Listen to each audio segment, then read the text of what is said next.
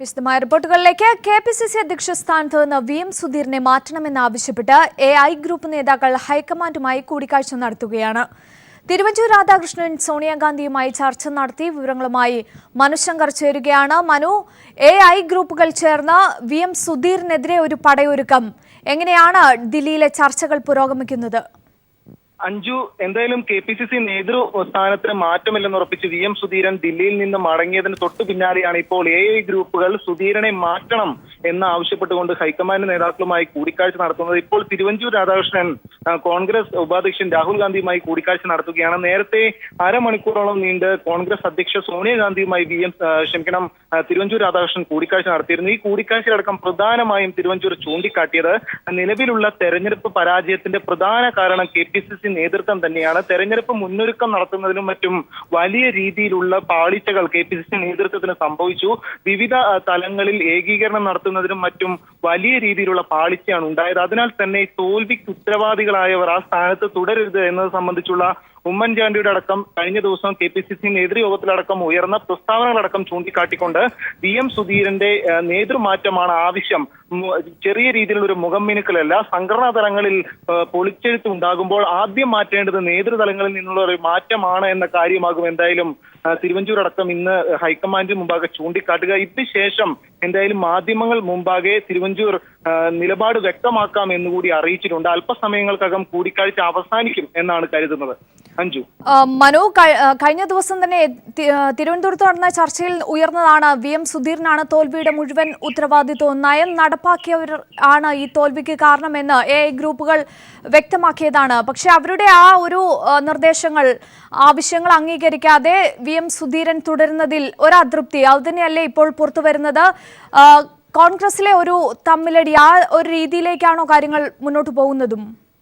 നിലവിലെ രാഷ്ട്രീയ സാഹചര്യങ്ങളിൽ എ.ഐ. ഗ്രൂപ്പുകൾ തികച്ചും സുധീരനെ ഒറ്റപ്പെടുത്തുന്നു എന്ന കാര്യം വ്യക്തമാവുകയാണ്. സുധീരന്റെ ഒരു മാറ്റം, അധ്യക്ഷ പദവിയിൽ ഉമ്മൻചാണ്ടിക്ക് കൂടുതൽ അനുകൂലമായ ഒരാൾ അധ്യക്ഷ പദവിയിലേക്ക് വരുന്നതാണ് അഭികാമ്യം എന്ന് ചെന്നിത്തലയും കരുതുന്നു എന്നാണ് കോൺഗ്രസ് വൃത്തങ്ങളിൽ നിന്ന് തന്നെ ലഭിക്കുന്ന സൂചന. ഇന്നലെ കോൺഗ്രസ് നേതൃയോഗത്തിന് ശേഷം ചെയർമാൻ പദവി ഏറ്റെടുക്കുന്നത് സംബന്ധിച്ചുള്ള നിലപാട് ഉമ്മൻചാണ്ടി ഹൈക്കമാൻഡിനെ അറിയിച്ചപ്പോൾ പോലും ഇത്തരത്തിലുള്ള അധ്യക്ഷ പദവിയിലെ ഒരു മാറ്റം സംബന്ധിച്ചുള്ള കാര്യം ഹൈക്കമാൻഡ് മുമ്പാകെ പങ്കുവച്ചിരുന്നു എന്ന സൂചനകൾ ഹൈക്കമാൻഡ് വൃത്തങ്ങളിൽ നിന്ന് തന്നെ ലഭിക്കുന്നുണ്ട്. അതിനാൽ തന്നെ ഇന്നലെ ദില്ലിയിലെത്തി തിരുവഞ്ചൂർ രാധാകൃഷ്ണൻ എ.ഐ.സി.സി കേരളത്തിന്റെ ചുമതലയുള്ള ജനറൽ സെക്രട്ടറി മുകുൾ വാസ്നിക്കൊപ്പം A K. Antony, P C. Chacko, K V. Thomas MP അടക്കമുള്ള നേതാക്കളുമായി കൂടിക്കാഴ്ച നടത്തിയിരുന്നു. ഈ കൂടിക്കാഴ്ചയിലും ഇതേ ആവശ്യം തന്നെയാണ് ഉന്നയിച്ചിരുന്നത്. വലിയ രീതിയിൽ ഒരു നേതൃമാറ്റം ആവശ്യമാണെന്ന് യൂത്ത് കോൺഗ്രസ് അടക്കം ആവശ്യപ്പെടുന്നു. നേരത്തെ യൂത്ത് കോൺഗ്രസും രാഹുൽ ഗാന്ധിയുമായി കൂടിക്കാഴ്ചയിൽ ഇതേ ആവശ്യം ഉന്നയിച്ചിരുന്നു.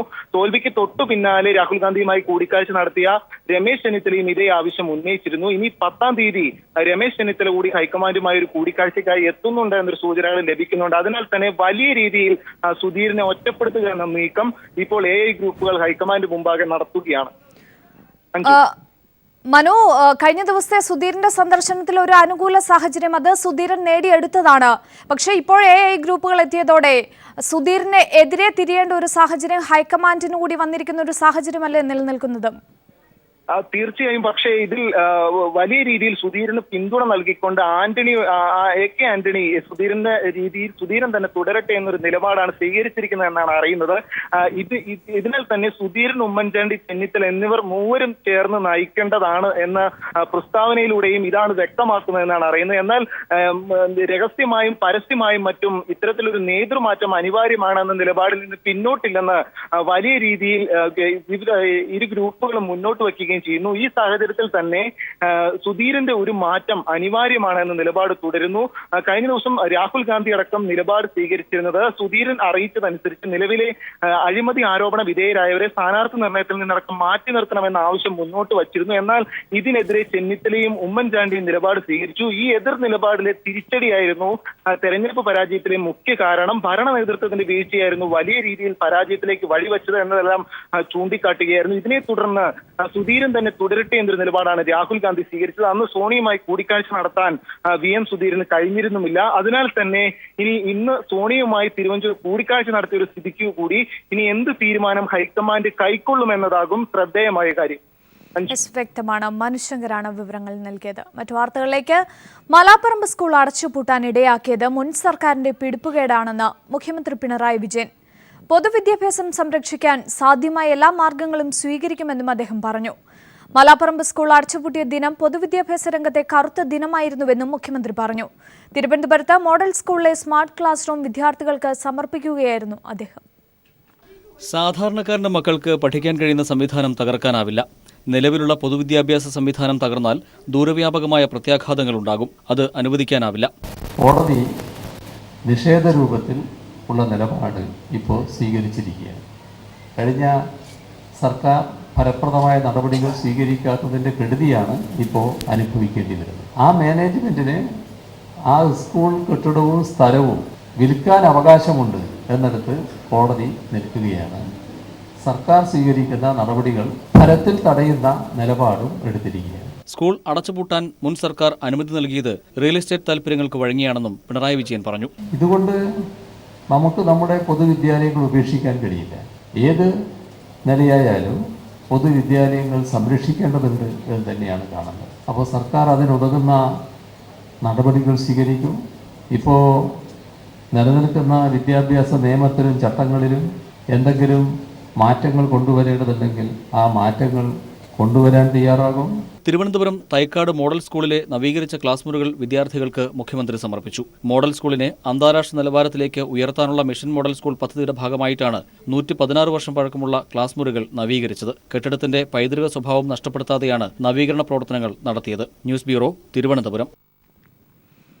ഗുൽബർഗ കൂട്ടക്കൊലക്കേസിൽ കുറ്റക്കാരായി കണ്ടെത്തിയ 24 പേർക്കുള്ള ശിക്ഷാവിധി അല്പസമയത്തിനകമുണ്ടാകും. അഹമ്മദാബാദ് പ്രത്യേക കോടതിയാണ് വിധി പറയുക.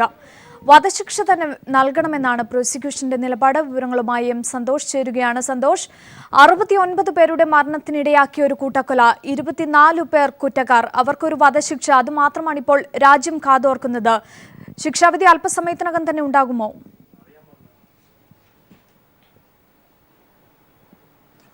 അഞ്ജു, 2002 ഗുജറാത്ത് കലാപ സമയത്ത് നടന്ന ഏറ്റവും പ്രധാനപ്പെട്ട 6 കേസുകളിൽ ഒന്നാണ് ഗുൽബർഗ സൊസൈറ്റി കൂട്ടക്കൊല. രണ്ടാമത്തെ ഏറ്റവും വലിയ കൂട്ടക്കൊല കൂടിയായിരുന്നു ഗുൽബർഗ സൊസൈറ്റിയിൽ സംഭവിച്ചത്. 2002 ഫെബ്രുവരി 28-നാണ് മുസ്ലിം വിഭാഗക്കാർ കൂടുതലായി താമസിക്കുന്ന ഗുൽബർഗ സൊസൈറ്റിയിലെ കെട്ടിട സമുച്ചയത്തിന് നേരെ 400-ലധികം വരുന്ന അക്രമി സംഘം അക്രമം നടത്തുകയും 69 പേർ കൊല്ലപ്പെടുകയും ചെയ്തത്.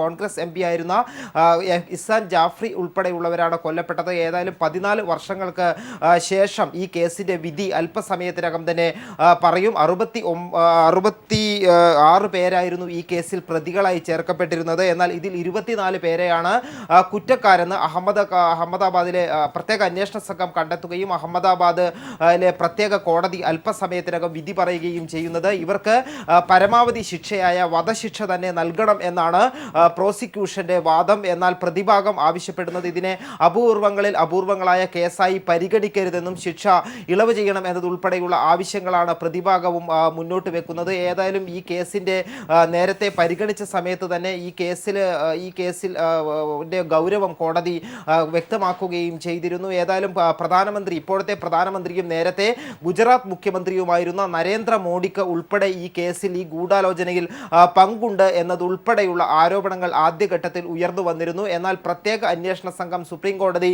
നിയോഗിച്ച പ്രത്യേക അന്വേഷണ സംഘം വിശദമായ അന്വേഷണം നടത്തുകയും നരേന്ദ്രമോദിക്ക് ഇതിൽ ഉൾപ്പെടെയുള്ളവർക്ക് ഇതിൽ പങ്കില്ല എന്ന് കണ്ടെത്തുകയും ചെയ്തിരുന്നു. ഇതിൽ ഇപ്പോഴും ഈ കേസിന്റെ വാദം നടക്കുന്നതിനിടെയും ഈ പ്രതികൾക്കെതിരെ ഗൂഢാലോചന കുറ്റം തെളിയിക്കാനും സാധിച്ചിട്ടില്ല. ഏതായാലും കേസിൽ അല്പസമയത്തിനകം തന്നെ വിധി പറയും. അഞ്ജു, ഗുൽബർഗ കൂട്ടക്കൊല കേസിൽ അല്പസമയത്തിനകം തന്നെ വിധിയുണ്ടാകും. സന്തോഷാണ് വിവരങ്ങൾ നൽകിയത്. മുൻ സ്പീക്കറും മന്ത്രിയുമായിരുന്ന TS ജോൺ അന്തരിച്ചു. ചേർത്തലയിലെ സ്വകാര്യ ആശുപത്രിയിലായിരുന്നു അന്ത്യം. കേരള കോൺഗ്രസ് സെക്യുലർ ചെയർമാനായിരുന്ന TS ജോൺ കേരള കോൺഗ്രസിനെ സ്ഥാപക നേതാക്കളിൽ ഒരാളാണ്. AK ആന്റണിയുടെയും PK വാസുദേവൻ നായരുടെയും മന്ത്രിസഭകളിൽ അംഗമായിരുന്നു. കേരള കോൺഗ്രസിലെ പിളർപ്പിനു ശേഷം PJ ജോസഫിനൊപ്പം അതിനുശേഷം PC ജോർജിന്റെ കേരള കോൺഗ്രസ് സെക്യുലറുമായിരുന്നു. 1976 മുതൽ 1 വർഷക്കാലം സ്പീക്കറായിരുന്നു.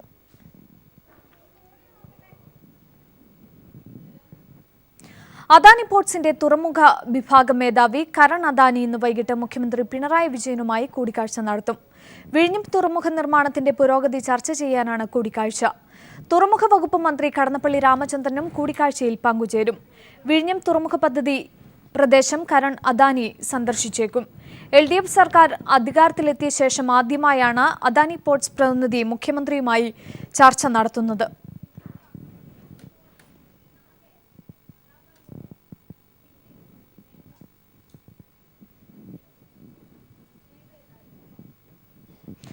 മലാപ്പറമ്പ് സ്കൂളിലെ കുട്ടികൾക്ക് കോഴിക്കോട് കളക്ടറേറ്റ് കോൺഫറൻസ് ഹാളിൽ പുതിയ സ്കൂൾ ഒരുങ്ങി. പഠനത്തിനായി 7 ക്ലാസ് മുറികളാണ് ഇവിടെ സജ്ജീകരിച്ചിരിക്കുന്നത്. കോഴിക്കോട് കളക്ടറേറ്റിന് മുന്നിൽ നിന്ന് തത്സമയം ഇപ്പോൾ മേഘ മാധവൻ ചേരുകയാണ്. മേഘ, പുതിയ പ്രതീക്ഷകളോടെ 75 കുരുന്നുകൾ ഈ അധ്യയന വർഷം പുതിയ ക്ലാസ് റൂമുകളിലേക്ക് എത്തിയിരിക്കുകയാണ്. എന്താണ് ഏറ്റവും പുതിയ വിവരങ്ങൾ? അഞ്ജു, കളക്ടറേറ്റിലെ കോൺഫറൻസ് ഹാളിലല്ല, കളക്ടറേറ്റിലെ എഞ്ചിനീയേഴ്സ് ഹാളിലാണ് ഇപ്പോൾ മലാപ്പറമ്പ് AUP സ്കൂളിലെ കുട്ടികൾക്ക് ക്ലാസ് മുറികൾ ഒരുക്കിയിരിക്കുന്നത്. ഇപ്പോൾ ഏകദേശം 11 മണി കഴിഞ്ഞിരിക്കുന്നു. എല്ലാ ക്ലാസ്സുകളും ഒരു പഠനത്തിൻ്റെ, കുട്ടികളൊക്കെ തന്നെ ഒരു പഠനത്തിൻ്റെ മൂഡിലേക്ക് എത്തിയിരിക്കുന്നു. ഞാനിപ്പോൾ നിൽക്കുന്നത് 7ാം ക്ലാസ്സിലാണ്. 7ാം ക്ലാസ്സിലെ മാഷ് കുട്ടികൾക്ക് പാഠങ്ങൾ പറഞ്ഞു കൊടുക്കുന്ന ഒരു ദൃശ്യമാണ് നമുക്ക് കാണാൻ കഴിഞ്ഞിരിക്കുന്നത്. രാവിലെ തന്നെ കളക്ടറേറ്റിലെ എഞ്ചിനീയേഴ്സ് ഹാളിലെ 7 ക്ലാസ് മുറികളായി തരംതിരിച്ച് കുട്ടികൾക്ക് പഠനത്തിനുള്ള സൗകര്യങ്ങൾ ഇന്നലെ രാത്രി തന്നെ ഒരുക്കിയിരുന്നു. കുട്ടികൾ ഏകദേശം 9:30-10 മണിയോടുകൂടി തന്നെ സ്കൂളിലേക്ക് എത്തി. കുട്ടികളെ വരവേൽക്കാനായി ബലൂണൊക്കെ തൂക്കി വർണ്ണാഭമായ ക്ലാസ് മുറികളാണ് ഇവിടെ ഒരുക്കിയിരിക്കുന്നത്. കുട്ടികൾക്ക് പഠിക്കാൻ ആവശ്യമായ എല്ലാ സൗകര്യങ്ങളും, ബോർഡ് ഉൾപ്പെടെ എല്ലാ സൗകര്യങ്ങളും ക്ലാസ് മുറിയിൽ ഒരുക്കിയിരിക്കുന്നു. എനിക്ക് പുറകിലായി കാണുന്ന റൂമുകളാണ് ക്ലാസ് മുറികളായി ഒരുക്കിയിരിക്കുന്നത്. ഇവിടെ 7ഓളം ക്ലാസ് മുറികളാണ് നിലവിൽ ഉള്ളത്. ഇപ്പോൾ കുട്ടികൾ 11 മണി കഴിഞ്ഞതുകൊണ്ട് തന്നെ പഠനത്തിൻ്റെ ഒരു മൂഡിൽ തന്നെയാണ്. പക്ഷേ ക്ലാസ് മുറികളിൽ മലാപ്പറമ്പ് സ്കൂളിനെ വെച്ച് നോക്കുമ്പോൾ ഓടിക്കളിക്കാനുള്ള സൗകര്യം കുട്ടികളെ സംബന്ധിച്ച് അതും വലിയ പ്രധാനം തന്നെയാണ്. തങ്ങൾക്ക് തങ്ങളുടെ പഴയ സ്കൂളിലേക്ക് മടങ്ങി പോകണമെന്ന ഒരു ആവശ്യം തന്നെയാണ് കുട്ടികൾ മുൻപോട്ട് വയ്ക്കുന്നത്. നേരത്തെ അല്പസമയം മുൻപ് കളക്ടർ N. പ്രശാന്ത് ഇവിടെ സന്ദർശിക്കുകയുണ്ടായി. ശാശ്വതമായ ഒരു പരിഹാരം കാണുന്നതുവരെ കുട്ടികളെ കളക്ടറേറ്റിലെ എഞ്ചിനീയേഴ്സ് ഹാളിൽ തന്നെ പഠിക്കാനുള്ള സൗകര്യം ഒരുക്കുമെന്ന് കളക്ടർ പറഞ്ഞു. ഒപ്പം തന്നെ കുട്ടികൾക്ക് വേണ്ട ഉച്ചഭക്ഷണം എല്ലാം തന്നെ കുട്ടികൾക്ക് നൽകും എന്നും അദ്ദേഹം പറഞ്ഞു. അദ്ദേഹം കുട്ടികളെ എല്ലാ ക്ലാസ് മുറികളിലും പോയി കുട്ടികൾക്ക് ആശംസകളും നേരുകയുണ്ടായി. DDയും സ്ഥലത്ത് എത്തിയിരുന്നു. കുട്ടികൾ ഇപ്പോൾ ഏകദേശം 11 മണി കഴിഞ്ഞതുകൂടെ തന്നെ കുട്ടികൾ പഠനത്തിൻ്റെ ഒരു മൂഡിലേക്ക് തന്നെയാണ് കടന്നിരിക്കുന്നത്. പക്ഷേ ഞാൻ നേരത്തെ സൂചിപ്പിച്ചതുപോലെ തന്നെ തങ്ങളുടെ പഴയ സ്കൂളിലേക്ക്, തങ്ങളുടെ വീട്ടിലേക്ക്, ജന്മനാട്ടിലേക്ക് മടങ്ങി പോകാനുള്ള മേഘ മാധവനാണ് വിവരങ്ങൾ നൽകിയത്. ഇനി റംസാൻ വിശേഷങ്ങൾ.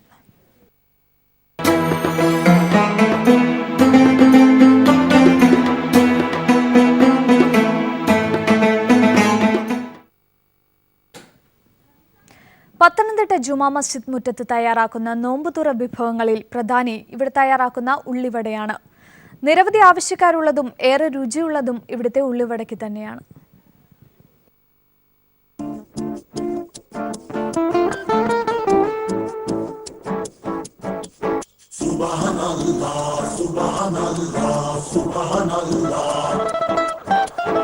നാവിൽ കൊതിയൂർന്ന വിഭവങ്ങളാണ് പത്തനംതിട്ട ടൗൺ ജുമാ മസ്ജിദിന്റെ മുറ്റത്ത് തയ്യാറാകുന്നത്. റംസാൻ നോമ്പുതുറ വിഭവങ്ങളിൽ ഉള്ളിവട, മുട്ടബജി, മുളക് ബജി തുടങ്ങിയവയാണ് ഇവിടെ പ്രധാനമായും തയ്യാറാക്കുന്നത്. വിഭവങ്ങൾ നിരവധിയുണ്ടെങ്കിലും ആവശ്യക്കാർ ഏറെയുള്ളതും കൂടുതലായി ഉണ്ടാക്കുന്നതും ഉള്ളിവട തന്നെയാണ്. രുചിയൂർന്ന ഉള്ളിവട കഴിക്കാൻ നിരവധി പേരാണ് ഇവിടെ നോമ്പു തുറക്കായി എത്തുന്നതും. നോയമ്പ് കാലത്ത് ഉള്ളിവടയ്ക്ക് വളരെ ചിലവ് കൂടുതലാണ്. ഒരു ദിവസം 1000 മുതൽ 1500 എണ്ണം വരെ ഉള്ളിവട വിൽക്കാറുണ്ട്. ഒരു 5:30 തൊട്ട് ഒരു 6:30 1 മണിക്കൂറുണ്ട്. ബാക്കി സമയത്ത് ഒത്തിരി കടകളുണ്ട്. പിന്നെ മുട്ട ബജ്ജി, ഉള്ളി ബജ്ജി, ഉഴുന്നുവട, പരിപ്പ് വട, പിന്നെ വിഭവസമൃദ്ധമായ എല്ലാ ഐറ്റങ്ങളും ഇവിടെ ഉണ്ടാക്കി കൊടുക്കുന്നുണ്ട്. ഉച്ചയ്ക്ക് 1 മണി മുതൽ പള്ളിമുറ്റത്ത് വിഭവങ്ങൾ തയ്യാറായി തുടങ്ങും.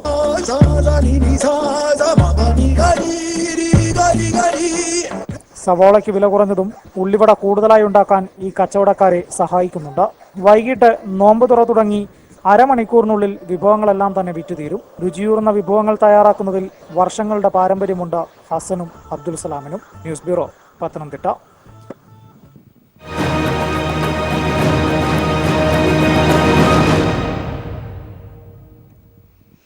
മഞ്ചേശ്വരം താലൂക്ക് ആസ്ഥാനത്ത് മിനി സിവിൽ സ്റ്റേഷൻ നിർമ്മാണവും താലൂക്ക് തലത്തിലുള്ള മുഴുവൻ ഓഫീസുകളും ആരംഭിക്കുന്നതിനുമാണ് തന്റെ പ്രധാന പരിഗണനയെന്ന് മഞ്ചേശ്വരം MLA PB അബ്ദുൾ റസാഖ്. ശേഷിക്കുന്ന റോഡുകളുടെ മെക്കാഡം ടാറിംഗ്, ഹൊസഗന്ദിയിലെ ചെക്ക് പോസ്റ്റ് വികസനം, റെയിൽവേ മേൽപ്പാലം നിർമ്മാണം എന്നിവയും പരിഗണനയിലാണെന്ന് അബ്ദുൾ റസാഖ് MLA പറഞ്ഞു. രണ്ടാം വട്ടം കൂടുതൽ ശക്തമായ വെല്ലുവിളി നേരിട്ടാണ് മുസ്ലിം ലീഗിലെ PB അബ്ദുൾ റസാഖ് മഞ്ചേശ്വരത്തു നിന്നും ഇത്തവണ വിജയിച്ചത്. ശക്തമായ ത്രികോണ മത്സരത്തിൽ 89 വോട്ടുകൾക്ക് വിജയിച്ച PB അബ്ദുൾ റസാഖ് തുടങ്ങിവെച്ച പദ്ധതികൾ പൂർത്തിയാക്കാനും പുതിയ പദ്ധതികൾ നടപ്പാക്കുന്നതിനും മുൻഗണന നൽകുന്നു. മഞ്ചേശ്വരം താലൂക്ക് ആസ്ഥാന മന്ദിരത്തിന്റെ നിർമ്മാണമാണ് മുഖ്യ പരിഗണന. ഒപ്പം താലൂക്ക് ഓഫീസുകളുടെ പ്രവർത്തനം ആരംഭിക്കുന്നതിനും മിനി സിവിൽ സ്റ്റേഷനായിട്ട് ഒരു 5 കോടിയിലധികം രൂപ വേണ്ടിവരും. എത്രയും പെട്ടെന്ന് ചെയ്യാൻ പറ്റുന്ന കാര്യം തന്നെയാണ് ഇത് ചെയ്യും. ഇനിയും ഒരു 10 സ്ഥാപനങ്ങൾ വരാനുണ്ട്. മണ്ഡലത്തിൽ മെക്കാഡൻ ടാറിംഗ്, ബാക്കിയുള്ള റോഡുകളുടേത് പൂർത്തിയാക്കാനും ഒസങ്കടിയിൽ ചെക്ക് പോസ്റ്റ് വികസന പദ്ധതിയും MLA ലക്ഷ്യമിടുന്നു. ദേശീയപാതയോട് അനുബന്ധിച്ച് സാങ്കേതിക തടസ്സം അത് എത്രയും പെട്ടെന്ന് നീക്കം ചെയ്യണമെങ്കിൽ ഈ 4 വരി പാതക്കുള്ള സംവിധാനം ഉണ്ടാകണം. ഒസങ്കടിയിൽ റെയിൽവേ മേൽപ്പാലം, കുമ്പള ഉപ്പള ഉൾപ്പെടെ ദേശീയപാതയിൽ തിരക്കേറിയ പ്രദേശങ്ങളിൽ അണ്ടർവേകളും PB അബ്ദുൾ റസാഖ് MLAയുടെ പരിഗണനയിലുണ്ട്. News bureau, Kasaragod. വിപണി വിലയേക്കാൾ കുറവിൽ ജനങ്ങൾക്ക് പച്ചക്കറി ഉൽപ്പന്നങ്ങൾ ലഭ്യമാകുന്ന ഹോർട്ടികോർപ്പ് വിപണന കേന്ദ്രങ്ങളിൽ ജനത്തിരക്ക് കൂടുന്നു. തീപൊള്ളുന്ന വിലവർദ്ധനവിന്റെ കാലത്ത് സർക്കാരിന്റെ വിപണിയിലെ ഇടപെടൽ ജനങ്ങൾക്ക് വലിയ ആശ്വാസമാണ് പകരുന്നത്. ആദായ വിൽപ്പനയെന്ന് ഈ കടയുടെ മുന്നിൽ നിന്നും ആരും വിളിച്ചു കൂവുന്നില്ലെന്നേയുള്ളൂ. എന്നാൽ ഇവിടെ വന്ന് ഉൽപ്പന്നങ്ങൾ വാങ്ങി മടങ്ങുന്നവർ മനസ്സിൽ 1000 വട്ടം ഇത് മന്ത്രിച്ചിട്ടുണ്ടാവും. 70 രൂപയുടെ പയറിന് 30 രൂപ, 100 രൂപ വിലയുള്ള മുളകിന് 47 രൂപ, 30 രൂപ വിലയുള്ള വെള്ളരിക്ക് 18 രൂപ. ഇങ്ങനെ ഒരു അടുക്കളയ്ക്ക് ആവശ്യമുള്ളതെല്ലാം കൈകൊള്ളാതെ ഇവിടെ കിട്ടും. സാധനങ്ങൾ വാങ്ങാനെത്തുന്ന ജനവും വളരെ ഹാപ്പിയാണ്. പുറത്തെ വിലയെ അപേക്ഷിച്ച് പകുതി വിലയൊക്കെ ഉള്ളൂ. നല്ല മലക്കറിയും കിട്ടുന്നുണ്ട്. അതിന് നല്ല വിലയ്ക്ക് വാങ്ങാൻ പറ്റുന്നു. വിപണിയിൽ സർക്കാർ ഇടപെട്ടു തുടങ്ങിയതോടെ സ്വകാര്യ പച്ചക്കറി ഉടമകളും സർക്കാർ വിലയ്ക്കൊപ്പം വില കുറയ്ക്കാൻ നിർബന്ധിതരായിരിക്കുകയാണ്. News bureau.